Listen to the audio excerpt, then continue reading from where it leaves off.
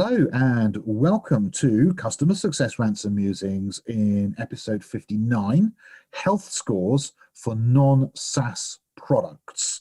My name is Rick Adams from practicalcsm.com, welcoming you to this particular edition.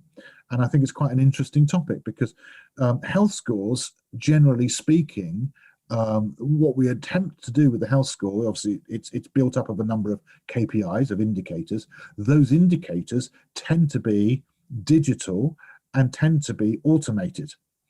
And what we don't want in the health score, what we want to try and avoid as much as possible, is too much of the subjective, and we want the objective in there. So in doing so, what that does is we've got to rely on CSMs and other people like filling in forms and making mistakes, and also taking a lot of time to, rate things out of 5 or whatever, very time consuming and easy to make mistakes in, or we use automated data. And the problem is that if your product is not a SaaS product, where is that automated data going to come from? Because almost all of it comes from the cloud where your software service is stored, and users log in, and as they do stuff, we are then noting that and feeding that back as indicators into our health score.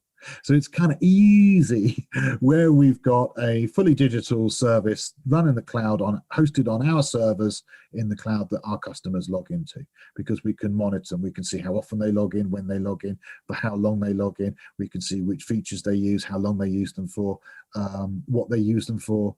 We can see all of this stuff. We've got so much visibility. Now, what about if the customer is not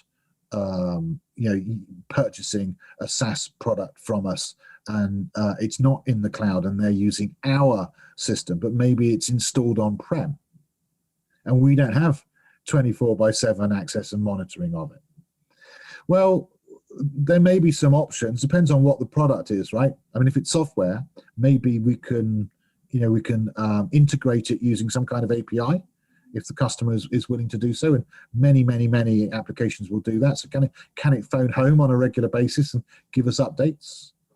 For some products and services, increasingly, we're seeing a massive rise in IoT, the Internet of Things, and that growth is even faster than the general internet. The Internet of Things is massive. So we can even do things like, for example, we can put sensors into, let's say, into vehicles, and those sensors will automatically send back telemetry around use of the vehicle.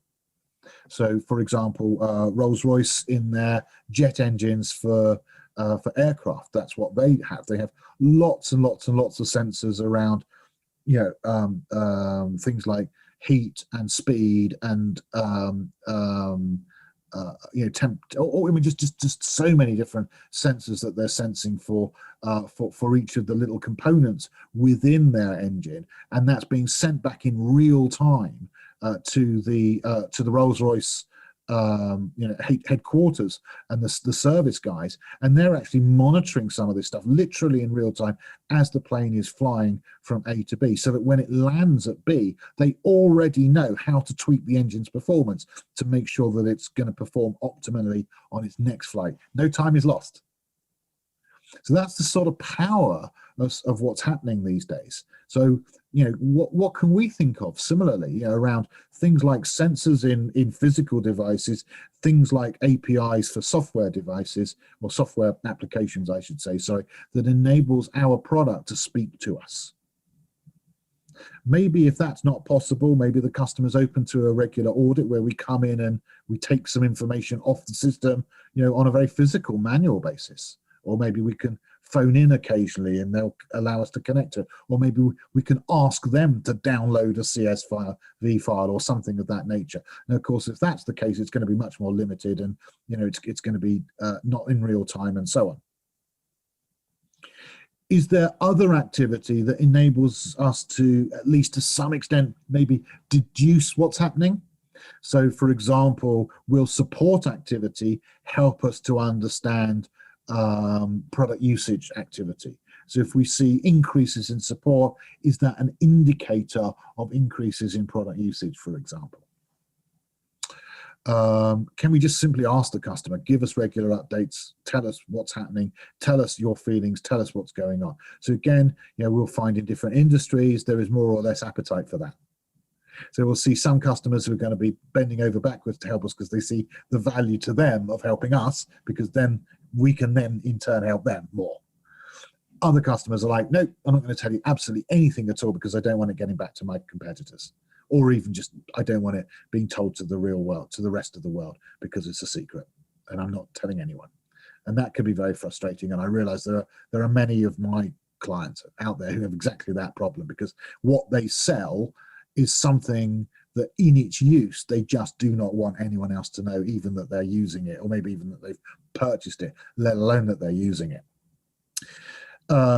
So you've got to then ask the question, as we go down this list from the ideal, the optimum, which is, well, it's in the cloud and we've got the data already because it's on our server, through to the API or IoT sensors, through to the regular audits of the deducing activity, through to the updates from the customer.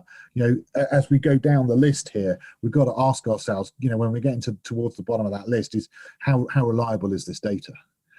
How accurate is it? Is it really meaningful enough to even go in a health score? Can we say that it is sufficiently accurate? And I'm not saying I've got the answer to that, and I'm not saying the answer is the same every time. This is going to be dependent upon your organization, your products, your customers, the situation that you have, what they use your products for. You've got to find that out. Okay, it's going to be unique to every organization. So we start to think about within the health score, there may be some other things, like, for example, how often do they engage with the CSM? How often, at what level of seniority within the organization do they engage with us, as being the types of things that we might be including within our health score that's going to tell us some information, rather than relying upon, or instead of relying upon usage information that we just don't have or don't have sufficient of. So there's some thoughts. Not all good news. I think that it is most definitely harder outside of software as a service, but hopefully there's some ideas there that might just fire off some ideas for you that creatively that may work for your organization. So that's it for this session. My name is Rick Adams from practicalcsm.com. I hope you've enjoyed it. Please do hit the subscribe button, hit the bell icon to be notified of future episodes, and we'll be back indeed for future episodes very soon. Thank you. Bye-bye.